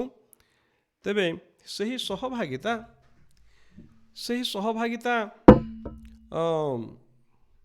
ଆମମାନଙ୍କର ସବୁଦିନ ମଧ୍ୟ ଆମେ ସେ ସହଭାଗିତା ପାଇପାରିବା ନାହିଁ। ତାର ଅନ୍ତ ନିଶ୍ଚିତ ଭାବରେ ଘଟିବ। ଆଉ ଏଇ ଯେଉଁ ଉଦାହରଣ, ଏଇ ଯେଉଁ କାହାଣୀରେ ଆମେ ଦେଖୁଅଛୁ, ବରପୁତ୍ର ଆସିଲେ, ଆଉ ତାପରେ ତାଙ୍କର ସହିତ ଯେଉଁମାନେ ପ୍ରବେଶ କରିବାର ଥିଲା ପ୍ରବେଶ କଲେ, ଆଉ ତାପରେ ଦ୍ୱାର ବନ୍ଦ, ଆଉ ନାହିଁ, ସରିଲା। ସେ ପିରିୟଡ଼ଟା, ସେ ସମୟର ସମାପ୍ତି ଘଟିଲା। ଆଉ ନାହିଁ, ସରିଲା। ଆଉ ଲେଖିପାରିବ ନାହିଁ, ପେପର ଦିଅ, ସରିଲା, ସମାପ୍ତି। ଆଉ ଏଣ୍ଟ୍ରି କରିପାରିବ ନାହିଁ, ସମୟ ସରିଗଲା। ଆଉ ଟ୍ରେନ୍ ଛାଡ଼ିଦେଲା, ଫ୍ଲାଇଟ୍ ଟେକ୍ ଓଭର କଲା। ପ୍ରଭୁ ଯୀଶୁ ଖ୍ରୀଷ୍ଟ ଆସିବେ, ବରପୁତ୍ର ଆସିଲେ, ଆଉ ତାପରେ ଆସି ସାରିଲା ପରେ ସୁଯୋଗ ଦିଆଗଲା, ଏବେ ଆଉ ନାହିଁ। ତେବେ ସ୍ୱର୍ଗ ରାଜ୍ୟ ସେହି ପ୍ରକାର ସବୁଦିନ ନିମନ୍ତେ ଏଇ ଧରାଧାମରେ ସେଇ ସହଭାଗିତା, ସେଇ ଚର୍ଚ୍ଚ ଏଜ୍ ରହିବ ନାହିଁ। ତେଣୁ ସମୟ ଥାଉ, ସୁଯୋଗ ଥାଉ ପ୍ରିୟମାନେ, ଆଉ ତାହା ସତ୍ୟ ଅବିଳମ୍ବେ ଘଟିବ। ଆଉ ସୁଯୋଗ ସବୁଦିନ ନିମନ୍ତେ, ଆପଣଙ୍କ ନିମନ୍ତେ, ମୋର ନିମନ୍ତେ, ଆପଣଙ୍କର ପୁଅ ଝିଅ ନିମନ୍ତେ, ଆପଣଙ୍କର ପରିବାର ନିମନ୍ତେ, ମୋର ପୁଅ ଝିଅ ନିମନ୍ତେ, ମୋର ନିମନ୍ତେ ସଦା ସର୍ବଦା ସେଇ ଅନୁଗ୍ରହର ସମୟ ରହିବ ନାହିଁ, ସେଇ ସୁଯୋଗର ସମୟ ରହିବ ନାହିଁ। ଦ୍ୱିତୀୟରେ ଆମେ ଦେଖୁଅଛୁ ଯେ ଏହି ଅନ୍ତିମ ମୁହୂର୍ତ୍ତ ହଠାତ୍ ଘଟିବ। ଏହି ଅନ୍ତିମ ମୁହୂର୍ତ୍ତ ହଠାତ୍ ଆସିବ। The end will come suddenly. ପର୍ଯ୍ୟାୟକ୍ରମିକ ଅନୁସାରେ ନୁହେଁ, କ୍ରମ ବିକାଶ ଅନୁସାରେ ନୁହେଁ, କିନ୍ତୁ ହଠାତ୍ ଆସିବ। ବର ଆସିଲେ, କୋଳାହଳ ହେଲା, ଏଇ ଦେଖ ବର, ଆଉ ତାହାଙ୍କୁ ଦେଖା କରିବା ନିମନ୍ତେ ବାହାରି ଆସ। ଆସିଲେ, ପ୍ରବେଶ କରିବାର ଲୋକ ତାଙ୍କ ସହିତ ପ୍ରବେଶ କଲେ, ଆଉ ଦ୍ୱାର ବନ୍ଦ ହେଲା। ଆଉ ତାପରେ ଯେଉଁମାନେ 5 ସୁବୁଦ୍ଧି କନ୍ୟା ତ ତାହାଙ୍କର ସହିତ ପ୍ରବେଶ କଲେ, କିନ୍ତୁ ଆଉ 5 ଜଣ ସେମାନେ ତୈଳ ହୁଏତ କିଣିବା ନିମନ୍ତେ ଅନ୍ୟତ୍ର ଯାଇଥିଲେ, ଆଉ ଫେରିଲେ ମଧ୍ୟ, ଆଉ ନିଶ୍ଚିତ ଭାବରେ ତାଙ୍କର ସେହି ସମୟରେ ତାଙ୍କର ଦିଆରେ ତୈଳ ନିଶ୍ଚିତ ଭାବରେ ଥିବ, କାରଣ ସେମାନେ ଫେରି ଆସିଛନ୍ତି। ହୁଏତ ନଥିବ, କିନ୍ତୁ ସେମାନେ ଆସିଛନ୍ତି। ଆଉ ସେଥିରେ ତାଙ୍କୁ କୁହାଗଲା ଯେ ଆମେ ତୁମକୁ ଜାଣୁନାହୁଁ, ଦ୍ୱାର ତ ବନ୍ଦ କରାଗଲା, ତୁମେ କିଏ? ଆମେ ତୁମକୁ ଜାଣୁନାହୁଁ। ସମୟର ପରିବର୍ତ୍ତନ, ପରିଚୟର ପରିବର୍ତ୍ତନ। ଭଲ କାମ, କିନ୍ତୁ ଠିକ୍ ସମୟରେ ଯେତେବେଳେ ଆମେ କରିନଥାଉ, ଉତ୍ତମ କାର୍ଯ୍ୟ, କିନ୍ତୁ ସମୟ ଯେତେବେଳେ ଚାଲି ଯାଇଥାଏ, ସେହି ସମୟରେ ସେ ଉତ୍ତମ କାର୍ଯ୍ୟର ଆଉ କୌଣସି ଉତ୍ତମ ଫଳାଫଳ ପ୍ରିୟମାନେ ଆମେ କେବେ ମଧ୍ୟ ପାଇବା ନାହିଁ। ଏହି ସମୟରେ ହିଁ ପାଠ ପଢ଼ିବାର ସମୟ, ଏଇଟା ହିଁ ପରୀକ୍ଷାର ସମୟ, ଏଇଟା ହିଁ ପରିଶ୍ରମ କରିବାର ସମୟ, ଏଇଟା ହିଁ ନିଜକୁ ସଂଯତ କରିବାର ସମୟ। ଏଇଟା ଯଦି ନ କରିବୁ, ଆଉ ଏଇ ସମୟରେ ନ କରିବୁ, ପ୍ରିୟମାନେ ହୁଏତ ଆଉ ସମୟ ଆମମାନଙ୍କ ନିମନ୍ତେ ଆଉ ଆସିବ ନାହିଁ। ତେବେ ଅନ୍ତିମ ମୁହୂର୍ତ୍ତ ହଠାତ୍ ଆସିବ। ସୁଯୋଗର ତ ଅନେକ ସମୟ ପ୍ରଭୁ ଆମମାନଙ୍କୁ ଦେଇଅଛନ୍ତି, କିନ୍ତୁ ପ୍ରଭୁ ଦୟାବାନ ପରମେଶ୍ୱର, କିନ୍ତୁ ସେ ଶାସନକର୍ତ୍ତା ମଧ୍ୟ। ସବୁ ନିମନ୍ତେ ସେ ସମୟ ରହିବ ନାହିଁ। ତୃତୀୟ ବିଷୟ ଆମେ ଦେଖୁ ଏହି ଉଦାହରଣରୁ କ'ଣ, ଯେ ପ୍ରତ୍ୟେକ ନିଜ ନିମନ୍ତେ ଆମେ ଉତ୍ତରଦାୟୀ ଅଟୁ। Everyone in the kingdom is responsible for themselves. ଆମେ ପ୍ରତ୍ୟେକ ନିଜ ନିଜ ନିମନ୍ତେ ଆମେ ଉତ୍ତରଦାୟୀ ଅଟୁ। ମୁଁ ଅନ୍ୟ କାହାର ପରିତ୍ରାଣରେ ଯେ ପ୍ରବେଶ କରିବି ସେ ଈଶ୍ୱରଙ୍କ ରାଜ୍ୟ ମଧ୍ୟକୁ, ତାହା ଅସମ୍ଭବ। ଅନ୍ୟର ନାମରେ, ଅନ୍ୟର ଧାର୍ମିକତାରେ ନାହିଁ, କେବେ ମଧ୍ୟ ନୁହେଁ ପ୍ରିୟମାନେ, ତାହା ଅସମ୍ଭବ। ଆଜି ମୁଁ ନିଜେ ନିଜର କୃଶ ନ ବହିବା ପର୍ଯ୍ୟନ୍ତ ପ୍ରଭୁ ଯୀଶୁଖ୍ରୀଷ୍ଟଙ୍କର ଅନୁଗାମୀ ହୋଇପାରିବି ନାହିଁ। ମୋର କୃଶ ଯେ ଅନ୍ୟ କେହି ବହିବ ତାହା ନୁହେଁ, କେବଳ ପ୍ରଭୁ ଯୀଶୁଖ୍ରୀଷ୍ଟ, ଆଉ ତାଙ୍କର ବ୍ୟତୀତ, ତାଙ୍କର ଅନ୍ୟଥା ଆଉ କେହି ନୁହେଁ।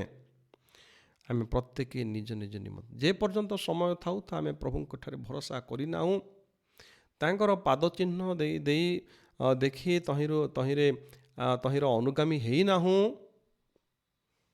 ଆମେ କୌଣସି ପ୍ରକାର ଅନ୍ୟର ଭରସାରେ, ଅନ୍ୟ ଜଣେ ପ୍ରାର୍ଥନା କରିଦେବ, ଅନ୍ୟ ଜଣେ ମୋ ନିମନ୍ତେ ଫାଷ୍ଟିଂ କରୁଛି, ଅନ୍ୟ ମୋର ଜନ୍ମଦିନ ଅଛି କିନ୍ତୁ ମୁଁ ସେଠି ନାହିଁ, ଅନେକ ସମୟରେ ବିବାହର ଘୋଷଣା ହେଉଛି, ଏଇ ପୁଅ ସେଇ ଝିଅର ବାହାଘର, ଏତିକି ତ ସେଦିନ ସେଠି ସେ ମଣ୍ଡଳୀରେ ପୁଅ ଝିଅ ହିଁ ନାହାନ୍ତି, ସେ ବର ଆଉ ସେ କନ୍ୟା ନାହାନ୍ତି।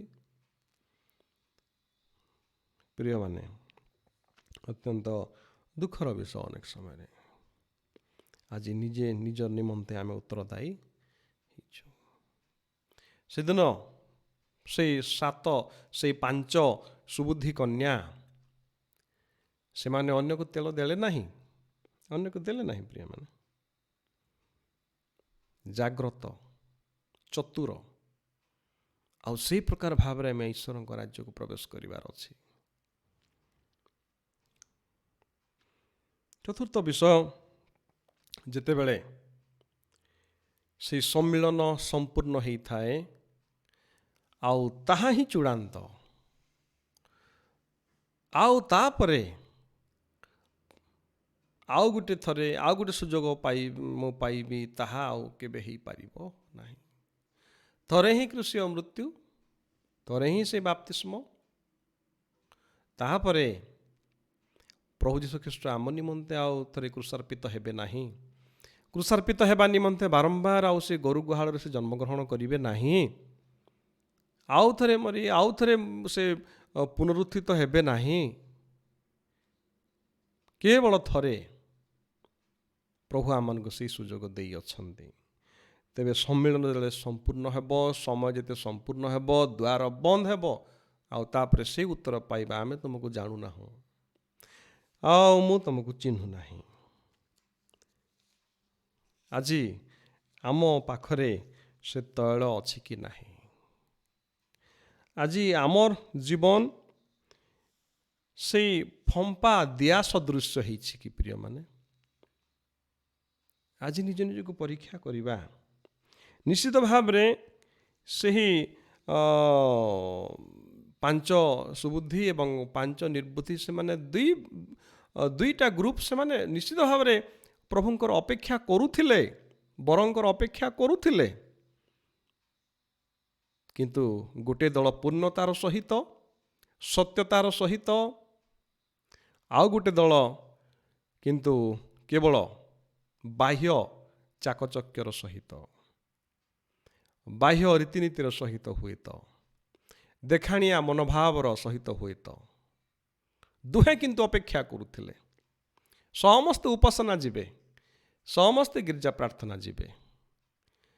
ଗହମ ଅଗାଡ଼ି ସବୁ ଏକା ସାଙ୍ଗରେ ବଢ଼ିବ, କିନ୍ତୁ ସମୟ ଆସିବ ସେହି ପ୍ରଭୁ ଯୀଶୁ ଈଶ୍ୱରଙ୍କର ଦୂତମାନେ ଆସିବେ ଆଉ ଗହମ ଠାରୁ ଅଗାଡ଼ିକୁ ଅଲଗା କରାଯିବ। ତାଙ୍କ ହାତରେ ଦା ଅଛି, ତାଙ୍କ ହାତରେ ସେ କୁଲା ଅଛି। ସେ ସମସ୍ତ ବିଷୟକୁ ନିର୍ଦ୍ଦିଷ୍ଟ ସମୟରେ ସେ ଅଲଗା କରିବେ, ଦୂରେଇ ଦେବେ, ଦ୍ୱାର ବନ୍ଦ ହେବ।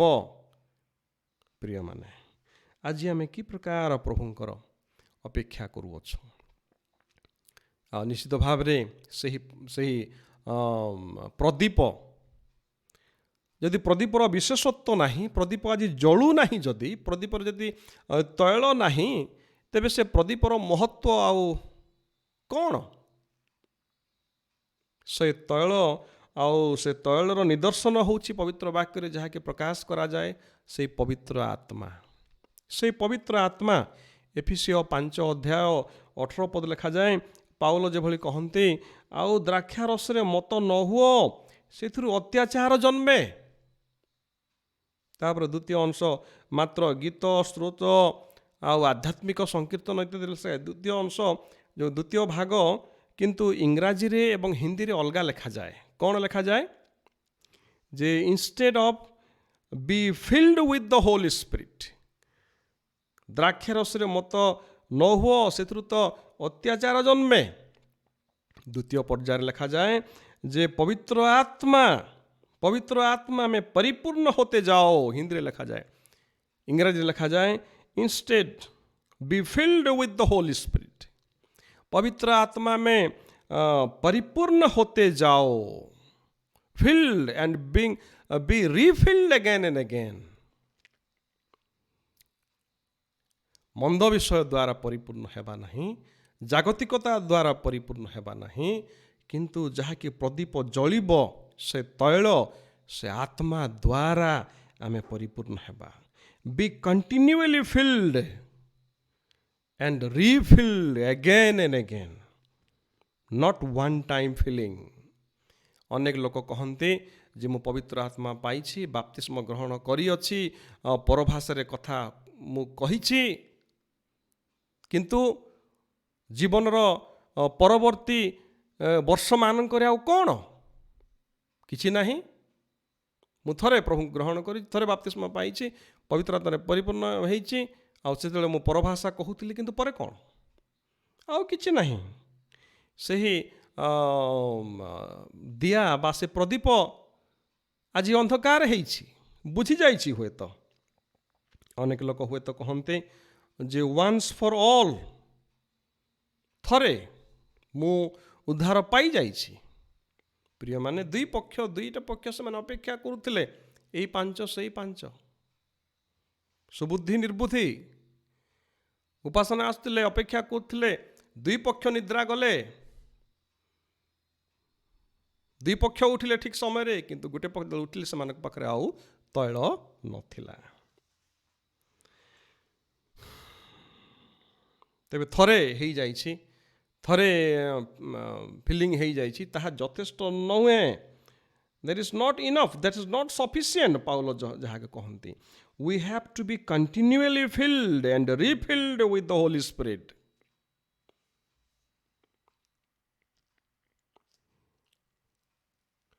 We have to be filled and refilled again and again। पवित्र आत्मा को द्वारा परिपूर्ण हेबा। आ गोटे विषय जहाँकि उदाहरण दृष्टि आकर्षण करे, कौन? जितेबाला से सुबुद्धि कन्या मैंने कहले नहीं, आम पाखे आम दे पार ना, तुम जाओ आउ किणिक आण, तुम्हें जाओ आउ किणिक आण। तेरे से वाक्य यह सहित संयुक्त हुए, कौन? जार अच्छी आस नियो बिना मूल्य रे,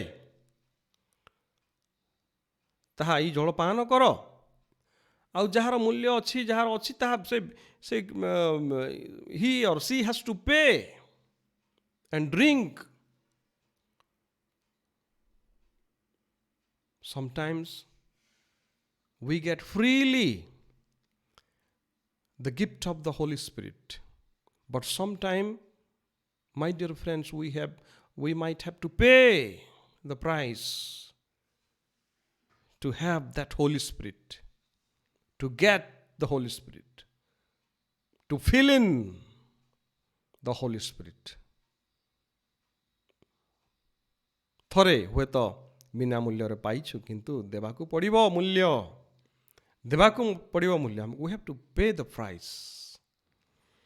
ଯାଇକରି କିଣ। ଆଜି ଆମମାନଙ୍କର ଅବସ୍ଥା କିଭଳି? ଆମେ ହୁଏତ ଭାବୁଛୁ ଆମେ ଆମର ଅଛି, we are capable to meet the bride,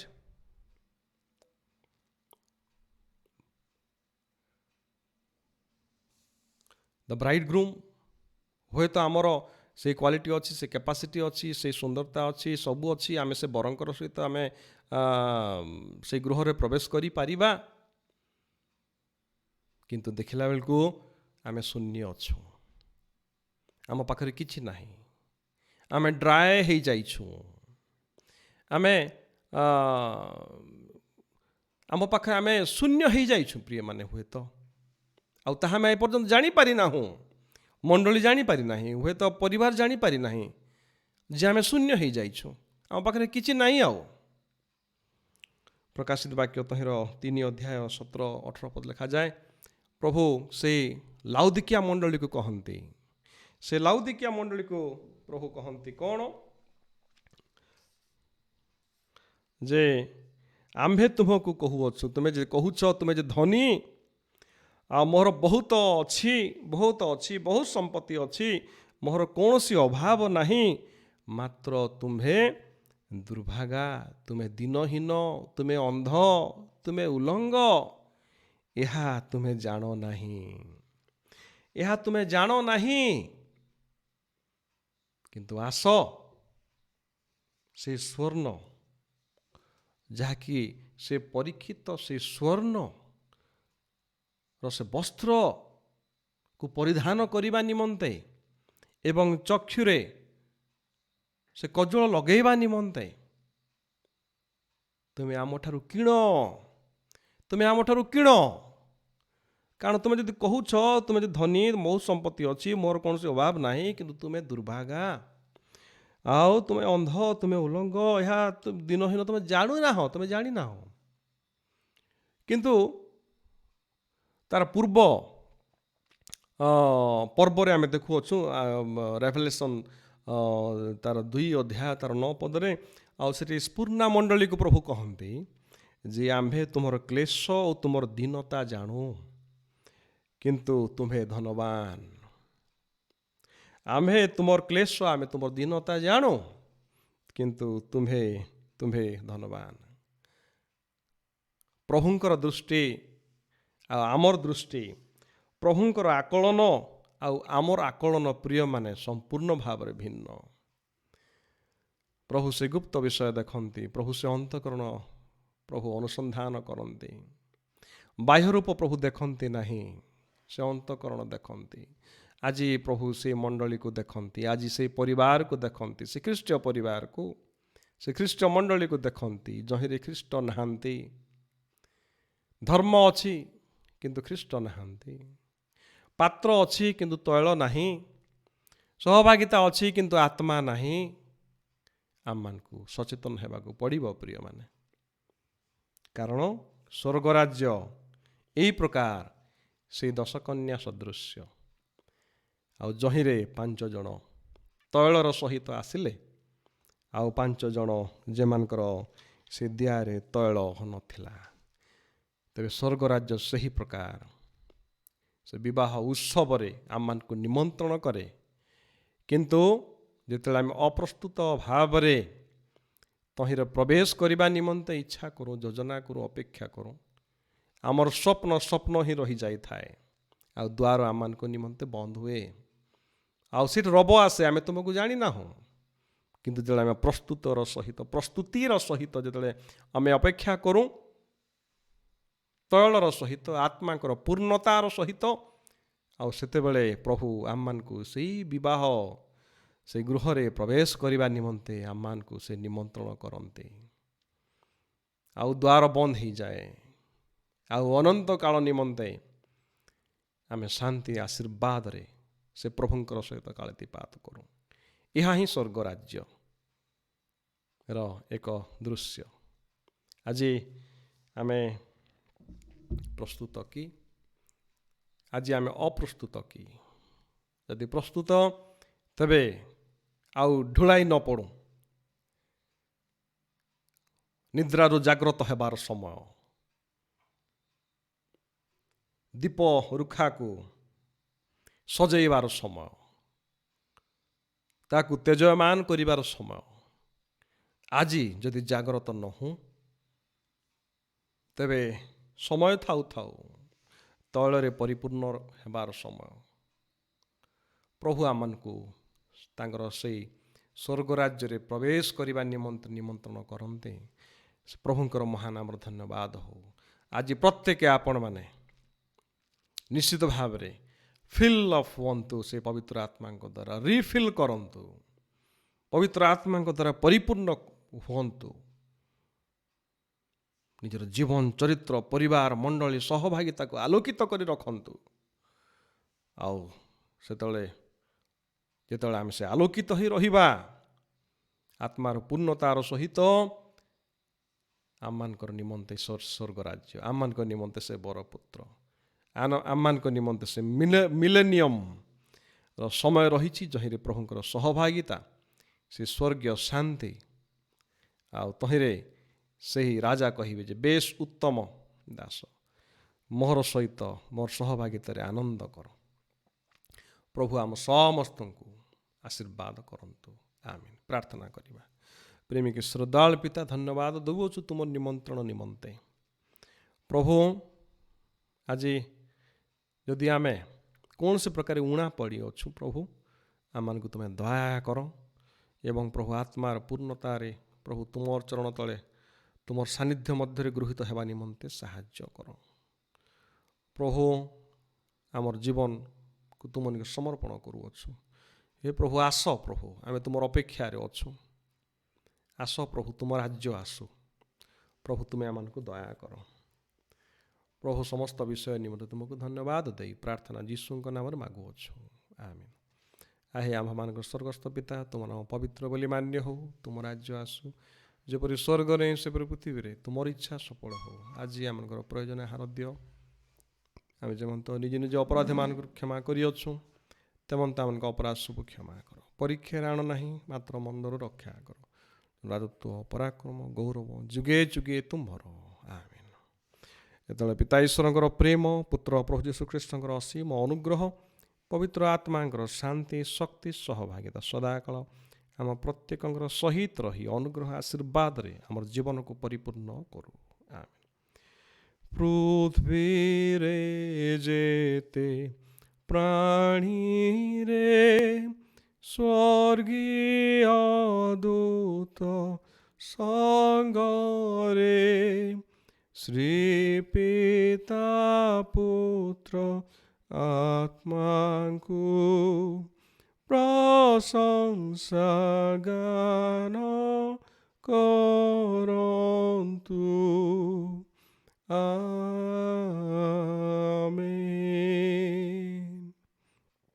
ସମସ୍ତଙ୍କୁ ନମସ୍କାର।